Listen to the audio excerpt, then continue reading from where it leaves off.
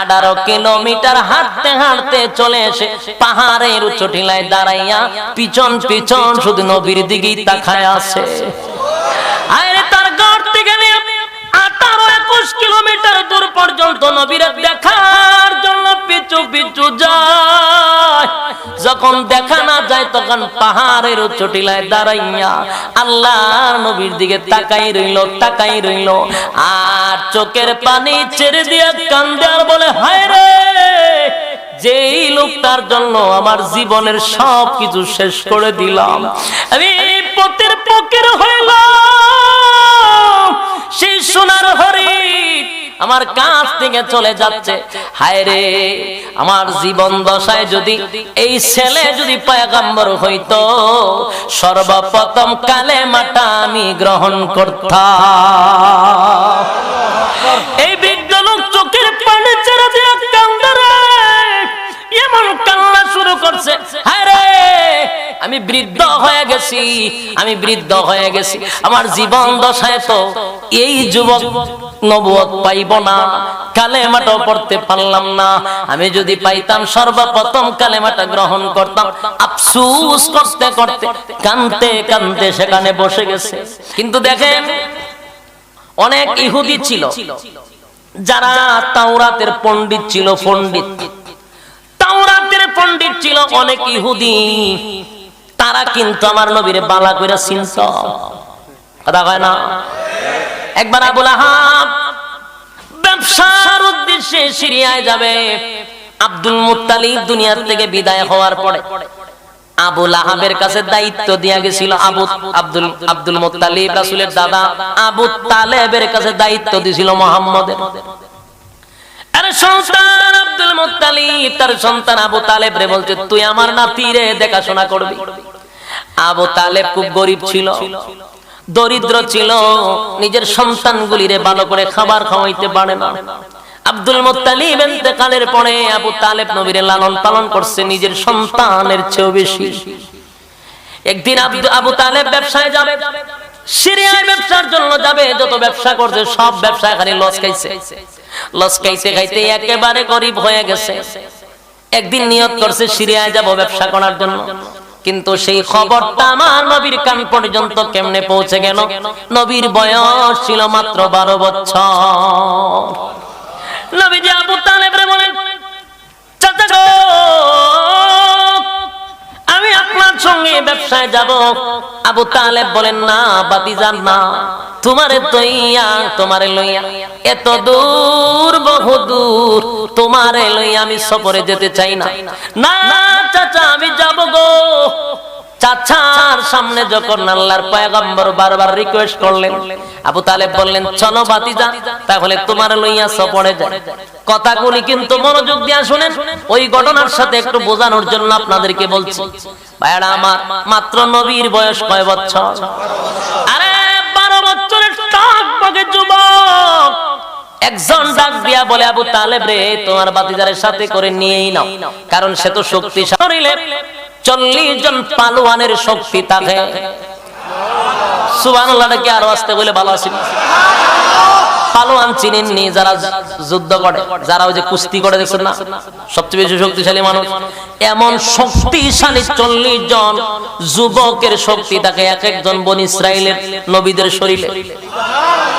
আর আল্লাহ বলেন, ওরকম 40 জন বনি ইসরাইলের নবীদের শক্তি আমার নবীর শরীরে আল্লাহ একা দান করছে। তাহলে এখন চিন্তা করেন, কত সব পালোয়ানের শক্তি আমার রাসূলের শরীরে, কত শক্তি। কোন কিতাবে লেখছে 4000 পালোয়ানের শক্তি আমার রাসূলের শরীরে একাই ছিল। এত শক্তি আল্লাহর রাসূলে দিছিল। 12 বছরের শিশুটা দূর, বহু দূর সিরিয়ায় সফরে যায়। কিন্তু তদানীন্তন সময়ের একজন তাওরাতের পণ্ডিত ছিল, পাদ্রী। সে তাওরাত কিতাব শুধু রিসার্চ করত, সে ইনজিল কিতাব রিসার্চ করত। এগুলা রিসার্চ করার কারণে হাফেজ হয়ে গেছে। আর সে তদানীন্তন সময়ের সবচেয়ে বড় পাদ্রী। সে রাস্তার মাঝখানে একটা খানকা লইয়া বসছে। ওই রাস্তা দিয়া যত মক্কা নগরীর যত মানুষ ব্যবসার জন্য সিরিয়া যাইতো, ওই পাদ্রী তাদেরকে খানা খাওয়াইতো আর প্রত্যেকটা মানুষকে শুধু চেক করতো একজন একজন কইরা। তার স্বপ্ন ছিল তাওরাত কিতাবের মধ্যে পেয়েছে, তাওরাত কিতাবের মধ্যে রিসার্চ করে পেয়েছে আল্লাহর পয়গম্বর যিনি আখিরি জামানার পয়গম্বর হবে, যিনি আখিরি জামানার পয়গম্বর হবে গো, ওই ব্যক্তি আখিরি জামানার পয়গম্বর নবী মুহাম্মদুর রাসূলুল্লাহ সাল্লাল্লাহু আলাইহি ওয়াসাল্লামের বয়সটা যখন 12 বছর হবে, এই রাস্তা দিয়া মিশরে ব্যবসা করার জন্য চাচার সঙ্গে আসবে। এই কথাটাও তাওরাত কিতাবে লেখা, জোরে জোরে কোন সুবহান। আর সে আছে তাওরাতের পাদ্রী, ওই তাওরাতের আলেম, ওই পাদ্রী সেই আশায় কবে আসবে এটা তো আর লেখা নাই। কিন্তু নবীর যখন পূর্ণ 12 বছর হবে তখন এই রাস্তা দিয়া যাবে। সেই কথাটা শোনার পর থেকে 26 বছর ধরে বহু কাফেলার সে খাবার খাওয়াইতে খাওয়াইতে একেবারে দরিদ্র হয়ে গেছে। আরে যুবক ভাই, এদের কাল্লাগে সাধারণ কথা নয় গো। একজন ইহুদি আলেম নবীর আশায় আশায় 26টা বছর প্রত্যেকটা কাফেলার সে খাবার খাওয়াইতে খাওয়াইতে তার জায়গা সম্পত্তি সব বিক্রি করে রাস্তার ফকির হয়ে যাচ্ছে শুধু আমার নবীরে একটা নজর দেখার জন্য। একটা জবান বন্ধ রাখবেন, আল্লাহু আকবার। আর সুরে বলেন আল্লাহু আকবার। ঈমানের আওয়াজে বলেন আল্লাহু আকবার। একজন ইহুদি পাদ্রী 26 বছর ধরে 26টা বছর ধরে ছোট ছোট মানুষ থেকে নিয়ে বড় মানুষ সবাই রে একজন একজন করে চেক করে আর দেখে কোথায় রে 12 বছরের যুবক রে পাওয়া যায় কিনা। হ্যাঁ রে পাদ্রী সেই দিনের অপেক্ষা করি মিশরে নবী মুহাম্মদুর রাসূলুল্লাহ সাল্লাল্লাহু আলাইহি ওয়াসাল্লাম মিশরে চাচার সঙ্গে ব্যবসা করতে আসবে। সে আশায় পাদ্রী মাঝখানে বসা ছিল। সেদিন আল্লাহর পয়গম্বরকে লইয়া 63 জন না 72 জনকে লইয়া একটা কাফেলা সিরিয়ার দিকে ব্যবসার উদ্দেশ্যে রওনা দিছে। সেই কাফেলার মধ্যে আমার পয়গম্বর ছিল, বয়স ছিল 12 বছর। উনি যখন যাচ্ছেন ওই সময় রাস্তার কাছে পাদ্রীর খানকার একটু আগে তারা একটু বিশ্রাম নিলেন। অনেক রাস্তা অতিক্রম করে আসছে, ক্লান্ত, একটু বিশ্রাম নিলেন। একটা বিশাল আকৃতির গাছ ছিল, এটার ছায়ার নিচে সবাই গিয়ে একবার বসে, গাছের ছায়ার নিচে সবাই গিয়ে বসে গেছে। আল্লাহ নবী চিন্তা করলেন, বয়স মাত্র 12 বছর, চিন্তা করলেন চাচারা বসা, মুরব্বীরা বসা, রে কেমনে আমি এখানে গিয়া বসি। তাই নবী একটু দূরে গিয়া একটা মরা গাছের নিচে নবী দাঁড়ায়া গেলেন।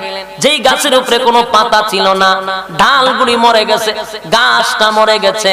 আল্লাহর পয়গম্বর প্রচন্ড রৌদ্রে গাছের গোড়ায় দাঁড়িয়ে আছে, চাচাদের সামনে যায় নাই। কিন্তু আল্লাহ রাব্বুল আলামিনের বন্ধু ওই মরা গাছের কিনারায় যেতে না যেতেই আল্লাহর পক্ষ থেকে সেই গাছটাকে জিন্দা করে দিল। এই গাছের পাতাগুলি আস্তে আস্তে উঠতে লাগলো, পাতা গজাইতে লাগলো, গাছটা একেবারে সবুজ হয়ে গেছে। ওই পাদ্রী সেখান থেকে দাঁড়াইয়া দাঁড়াইয়া দৃশ্যগুলি দেখে আশ্চর্য হয়ে গেছে আর বলতে লাগছে, বহু দিনের সাধনা, বহু দিনের সাধনার পরে আমার আফসোস পুরা হয়ে গেল রে। এই সেই যুবক, যে যুবকের জন্য 26টা বছর আমি খাবার খাওয়াইতে খাওয়াইতে আমি দরিদ্র হয়ে গেছি, আজকে আমার মনের আফসোস পুরা হয়ে গেল। ওই পাদ্রী দাঁড়ায়া দেখে মরা গাছ, মরা বৃক্ষটা সবুজ হয়ে গেল। আর রাসূল যেদিকে যায় আকাশের মেঘমালা যেন আমার নবীর ছায়া দেয়। যেদিকে যায় সেদিকে নবীর ছায়া দেয়। পাদ্রী সব দেখার পরে তাকায়া দেখে নবী যেদিকে যায় ওই দিকে নবীর কোনো ছায়া পড়ে না, কারণ নবীর কোনো ছায়া ছিল না। আমরা হাঁটলে কিন্তু ছায়া আসে, আমার পয়গম্বরের কোনো ছায়া ছিল না। এবার পাদ্রী তার মনের আফসোস পুরা হইল, দৌড়াইয়া কাফেলার মধ্যে গেল, গিয়া বললেন, আপনারা এই কাফেলাটা মক্কা থেকে আসছেন? বলে হ্যাঁ। আপনারা কি কুরাইশ বংশের? বলে হ্যাঁ। আপনার এই কুরাইশ বংশের এই কাফেলার সর্দার কি আবু তালেব? বলে হ্যাঁ। এরা শুনকে গেছে, কোথাকার লোক আমাদের সব জানা শুরু হয়েছে। এবার বললেন, আমি আপনাদেরকে একটু খাবার খাওয়াইতে চাই, আপনাদেরকে আমি একটু আদর আপ্যায়ন করতে চাই। আপনারা বহু দূর থেকে সফর করে আসছেন গো, আমি আমার নিজের হাতে আপনাদেরকে একটু খাবার খাওয়াতে চাই। আরে যুবক ভাই, এবার আবু তালেব তার দলবল সব খানা খাওয়ার জন্য প্রস্তুত হয়ে গেল। ওই পাদ্রী খানার আয়োজন করছে। খানার আয়োজন করার পরে একটা ঘরের ভিতরে সবাইকে ডাক দিল, আপনারা খাবার রেডি হয়ে গেছে, খানা খাইতে আসেন। এখন বিশাল কাফেলা, তো দামি দামি মাল আছে যেগুলা মিশরে নেওয়া হবে বিক্রি করার জন্য। এই মাল সামানা এখানে রাইকা তো সবাই গেলে চলবে না, একজন লোক তো এটার দায়িত্বে থাকা দরকার। এবার সবাই সিদ্ধান্ত নিল কারে রাইকা যাওয়া যায়। কাউরে কেউ বিশ্বাস করে না, কিন্তু তখনকার সময় সবাই আল্লাহর পয়গম্বরে বিশ্বাস করত। সে বিশ্বাসী, আমানতের খেয়ানত করে না, এমন লোককে এই দায়িত্ব দেওয়া দরকার। আর বলতে লাগলাম, আমাদের পক্ষ থেকে আমাদের মাল দেখাশোনার দায়িত্ব মুহাম্মদ রে দিয়ে গেলাম, আমরা খাবার খাওয়ার পরে মুহাম্মদ খাবে, আর মাল দেখাশোনার দায়িত্ব মুহাম্মদের হাতে। সবাই চলে গেল খাওয়া খাওয়ার জন্য, ঘরের ভিতরে চলে গেল। সবাই যখন সারি সারি হইয়া বসলো, পাদ্রী এক লাইন থেকে আরেক লাইন পর্যন্ত ভালো করে তাকায়া দেখে আল্লাহর পয়গম্বরে কোন আসে না। এবার ডাক দিয়া বলেন, আপনাদের মধ্যে কি কেউ বাকি আছে? কিন্তু এখনো পাদ্রী স্পষ্ট করে ওনার নামটা বলে না। পাদ্রী কিছু বুঝাইতে চাচ্ছে না, খালি বারবার বলতেছে, আপনাদের মধ্যে কি কেউ বাকি আছে? তারা বললেন, কেউ নাই। না, অবশ্যই আছে, কয়েকজন আছে। মুহাম্মদ আমাদের বাতিজা, আমাদের ব্যবসায়ী মাল পাহারা দেওয়ার জন্য তারে দাঁড় করে আনছে, আমরা খাবার খাওয়ার পরে তারে খাওয়াবো। পাদ্রী বলে, না, একটা লোক যদি বাকি থাকে আমি একজনও খাওয়াবো না। সুবহানাল্লাহ। পাদ্রী চিন্তা করে, হায় রে,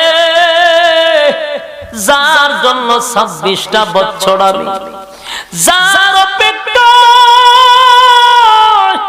26টা বছর আমি মানুষদেরকে খাবার খাওয়াইতে আমার সব শেষ করে দিলাম, পথের ফকির হয়ে গেলাম। যার জন্য আয়োজন করলাম সেই লোকটারে এখন পর্যন্ত তারা বসতে দেয় নাই, আমি তারে না ঢোকানো পর্যন্ত একটারেও খাবার দিব না। চিন্তায় পড়ে গেল। এবার আল্লাহর পয়গম্বররা যখন আনছে খাবার দিছে, সবাই যখন খানা খাইলো, সবাই চলে যাওয়ার পরে ওই পাদ্রী আবু তালেব রে ডাক দিয়ে একটা কামরার ভিতরে নিছে, নিয়া কয়, আবু তালেব কি আপনার নাম? বলে হ্যাঁ। সত্য করে বলুন, ওই 12 বছরের বালকটা আপনার কি হয়? বলে আমার ছেলে হয়। না, আমি বিশ্বাস করি না, এটা আপনার ছেলে হতে পারে না। বলে হ্যাঁ, এটা তো আমার ছেলে। না রে, আমার সাথে মিথ্যা কথা বইলা কোনো লাভ নাই। আরে আবু তালেব, আমার সাথে মিথ্যা কথা বলবি না। আমি তাওরাতের আলেম, আমি ইনজিলের আলেম, আমি সব তত্ত্ব জানি। আমার সঙ্গে মিথ্যা বইল না, সত্য করে বলো, এই ছেলের বাবা কোথায় সেটাও আমি জানি, কিন্তু জানতে চাই এটা কি তোমার সন্তান? সত্য করে আমার কাছে বল, আমি সব জানি। আবু তালেব বললেন, জানেন যেহেতু তাহলে শুনেন, এই 12 বছরের বালক হলো আমার ভাতিজা। এবার পাদ্রী কয় হ্যাঁ এটা সঠিক, আপনার ভাতিজা সেটা সঠিক, কিন্তু সন্তান হতে পারে না, কারণ আমি তো তাওরাত কিতাবে পাইছি এই সন্তান দুনিয়াতে আসার আগে তার বাবা দুনিয়া থেকে বিদায় হয়ে যাবে।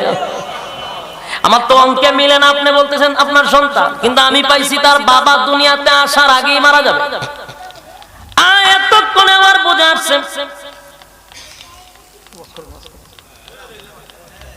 ঠিক আছে সমস্যা নাই, এটা দিছে মাদ্রাসা। কালেকশন কি আপনারা এতক্ষণ করছেন? আমার কি কালেকশনের লেগে আনছেন? কালেকশনের লেগে না আনলে আমার কালেকশন দিবেন কেন? বসেন, শেষ করে নিতে 5 মিনিট বসেন, 5 মিনিট ইনশাল্লাহ শেষ করতেছি। বসেন, লড়বেন না, আমার তো ডাবল সুবিধা। আরে শেষ করতেছি, বসেন, বিরক্ত হবেন না, কমিটি বিরক্ত হয়ে গেছে। শেষ করতেছি, কথাগুলি মনোযোগ দিয়ে শুনেন। আবু তালেব ওই পাদ্রী বলতেছে তোমার ভাতিজা আমার বিশ্বাস হইছে, কিন্তু তাওরাত কিতাবে স্পষ্ট ঘোষণা হলো তার বাবা দুনিয়াতে আসার আগে ইন্তেকাল করবে। এই মাস কি চলতো 2-3 মিনিট, তেল লড়াচড়া করেন কেন? ছেড়ে দিতাম নি। বসেন, শেষ করে দিচ্ছি, কিন্তু বসেন, লড়াচড়ি করেন কেন? ঠান্ডা বোয়ার না কেন? ঠান্ডা বসাই দে মিয়া, কইছি শেষ করে লাইতো যে এরপর উঠতে যায়। কথাগুলি মনোযোগ দিয়ে শুনে। এবার আব্দুল মুত্তালিব আবু তালেব ভাতিজা যখন প্রচার করলেন তখন বিশ্বাস করছে। দ্বিতীয় নাম্বার বললেন তার বাবার নাম কি আব্দুল্লাহ ছিল? বলে হ্যাঁ। মার নাম কি আমেনা? বলে হ্যাঁ। আরে তোমার নাম কি আবু তালেব? বলে হ্যাঁ। দাদার নাম কি আব্দুল মুত্তালিব? বলে হ্যাঁ। বংশ কি কুরাইশ? বলে হ্যাঁ। আবু তালেব আশ্চর্য হয়েছে, লোক তো জীবনে দেখি নাই, চিনিও না, এত দূর আসছি আমার ফ্যামিলির ডিটেইলসে বলতেছে।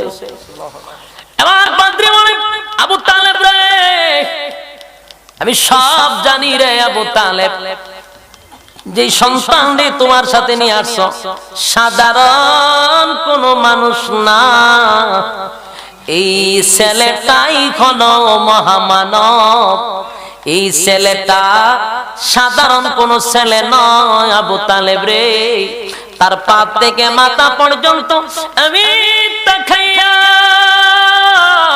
তার পা থেকে মাথা পর্যন্ত তাকাইয়া আমি নিশ্চিত হয়ে গেলাম তার ব্যাপারে তাওরাত কিতাবের মধ্যে যা বর্ণনা করা হয়েছে, তার ব্যাপারে তাওরাত কিতাবে যা বলা হয়েছে সবগুলা আমি তার মধ্যে দেখতে পাচ্ছি। আমি আমার দুনিয়ার চক্ষু দিয়া তার দিকে তাকাইলাম, অন্তরের চক্ষু দিয়া তাওরাত কিতাবের দিকে তাকাইলাম, আমি দুটোটাই মিলায়া দেখলাম তাওরাত কিতাবে ওনার চুলগুলি কেমন হবে সেটাও দেওয়া আছে, ওনার চক্ষুগুলি কেমন হবে সেটাও দেওয়া আছে, ওনার বডিটা কেমন হবে সেটাও দেওয়া আছে, শরীরের কালার কেমন করা হবে এটাও দেওয়া আছে, দাঁত মোবারকগুলি কেমন হবে সেটাও দেওয়া আছে, ওনার সব বর্ণনা, কথাবার্তা, আচার ব্যবহার, চলাফেরা কেমন হবে সব গুণই এখানে বর্ণনা আছে। সুতরাং আমি দেখে চিনে ফেলেছি উনি আখির জামানার পয়গম্বর নবী মুহাম্মদুর রাসূলুল্লাহ সাল্লাল্লাহু আলাইহি ওয়াসাল্লাম। আরে আবু তালেব সন্তান, এই সন্তানদের লইয়া, এই সন্তানদের লইয়া তুমি সিরিয়ায় যাইবা না, এই সন্তানদের লইয়া সামনের দিকে আর আগাইবা না। এরে আবু তালেব, আমি আমার কলিজার থেকে, অন্তর থেকে মহব্বত করি। 26টা বছর এই বালকের দেখা পাওয়ার জন্য আমি পথের ভিখারি হয়ে গেছি।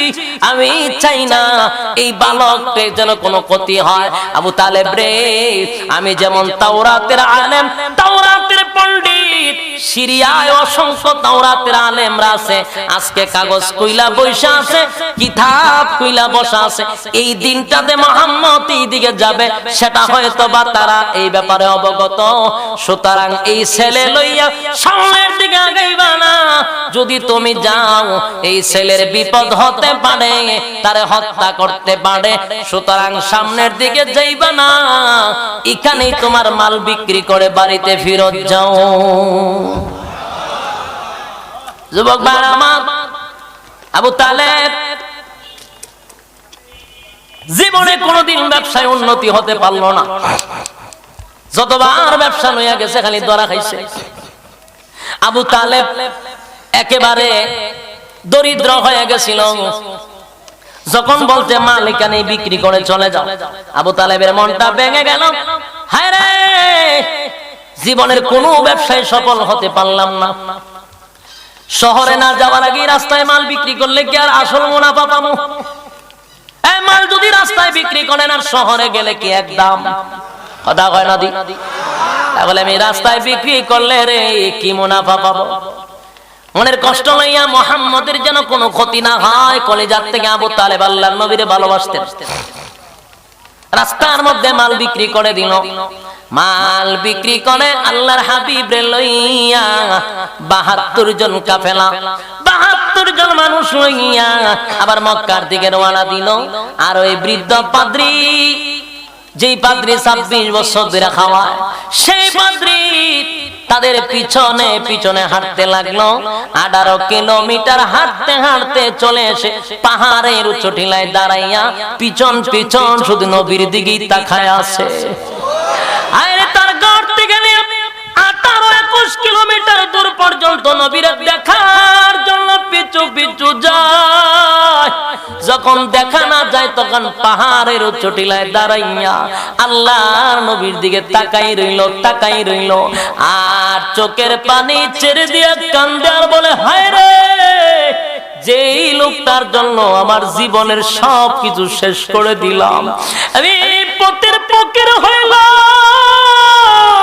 সেই সোনার হরিণ আমার কাছ থেকে চলে যাচ্ছে। হায় রে, আমার জীবন দশায় যদি এই ছেলে যদি পয়গম্বর হইতো, সর্বপ্রথম কালেমাটা আমি গ্রহণ করতাম। এই বৃদ্ধ লোক চোখের পানি ছেড়ে দিয়ে কান্দে রে, এমন কান্না শুরু করছে। হায় রে, আমি বৃদ্ধ হয়ে গেছি, আমি বৃদ্ধ হয়ে গেছি। আমার জীবন দশায় তো এই যুবক নবুয়ত পাইব না, কালেমাটা পড়তে পারলাম না। আমি যদি পাইতাম সর্বপ্রথম কালেমাটা গ্রহণ করতাম। আফসোস করতে করতে কাঁদতে কাঁদতে সেখানে বসে গেছে। আরে যুবক ভাই, কিতাবের মধ্যে লেখছে সেদিন আবু তালেব চিৎকার দিয়ে ঘোষণা দিছে, জীবনে যত ব্যবসা করছি, জীবনে যত ব্যবসা করছি রে, কোন ব্যবসায় সফল হতে পারি নাই। সমস্ত ব্যবসায় যত লাভ হয়েছে, আজকে মুহাম্মদ রে লইয়া সিরিয়ার শহরে ঢুকতে পারি নাই, শহরে ঢুকতে পারি নাই। রাস্তার মধ্যে যে মালগুলি বিক্রি করেছিলাম, আমার জীবনে এত লাভ আর কোনোদিন হয় নাই। আল্লাহু আকবার, আল্লাহু আকবার। যুবক ভাই, কথাগুলি মনোযোগ দিয়া শুনেন। একটা বৃদ্ধ পাদ্রী, ইহুদি পাদ্রী আমার নবীরে চিনল রে, নবীর জন্য জীবন জৈবন সব শেষ করলো। সে নবীরে কোনদিন দেখে নাই, তাওরাত কিতাবে পাইয়া নবীর মহব্বতে সব শেষ করে দিল।